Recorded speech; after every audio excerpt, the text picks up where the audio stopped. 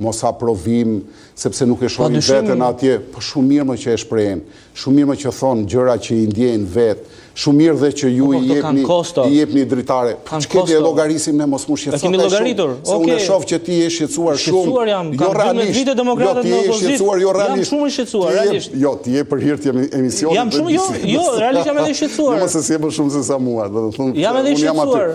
Po nuk je i shqetësuar, se po ti ishe i shqetësuar. Rotacionet e voçit e din që i bën mirë çdo shoqëri demokratike. Edhe jo si emër. Dakor, lej këto definicione, këto janë nëpër libra. Jo, janë edhe më i shqetësuar si njeri që mbron interesin publik. Pra, kur them si njeri, them si medium që ti e përfaqëson, sigurisht që ka vlerë dhe veta, si çdo medium tjetër që duhet të mbroj interesin publik.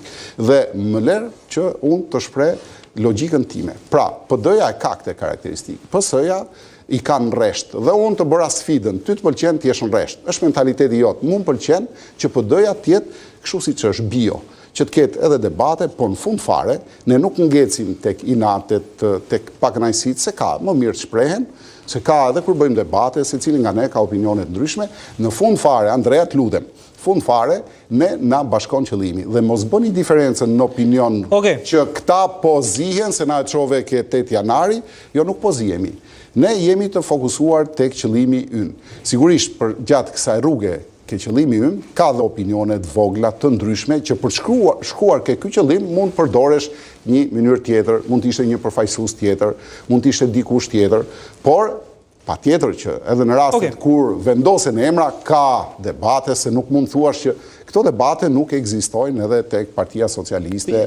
Thash janë më të disiplinuar edhe për interesat e tyre, mbase është edhe meritë e tyre. Ata janë disiplinuar, ne kemi metodën tonë, mënyrën si i qasemi publikut. Një më ai vendos. Nuk është vetëm kjo, nuk vendoset nga kjo, nuk vendoset nga kjo që po thua ti. Vendoset edhe nga kjo. Po jo, nuk vendoset nga kjo, vendoset nga programi i partisë, nga mënyra si bëhet fushata, nga mënyra si ndërtohet komunikimi politik, nga mënyra si ndërtohet lista dhe elementet e tjerë. Se këto janë elementet kryesor.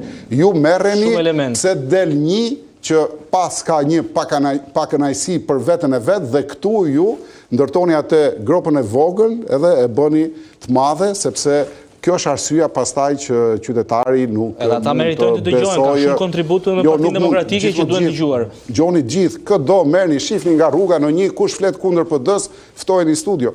Unë jam dakord me ju, sepse është opinion qytetar, bëheni, nuk ka asnjë lloj problemi, sepse ky është realiteti politik dhe mediatik në Shqipëri dhe unë nuk e devijoj dot, nuk e bëj unë këtë realitet ndryshe, se ky është dhe ekziston. Por ama kur jam unë këtu për të folur për PD-n, unë do flasë për PD-n, jo për gjërat që ju i çoni sipas hullis që ju intereson. Po, na intereson ne sigurisht. Jo, ju intereson interesi publik pra? Okej, në rregull. Zoti Boçi.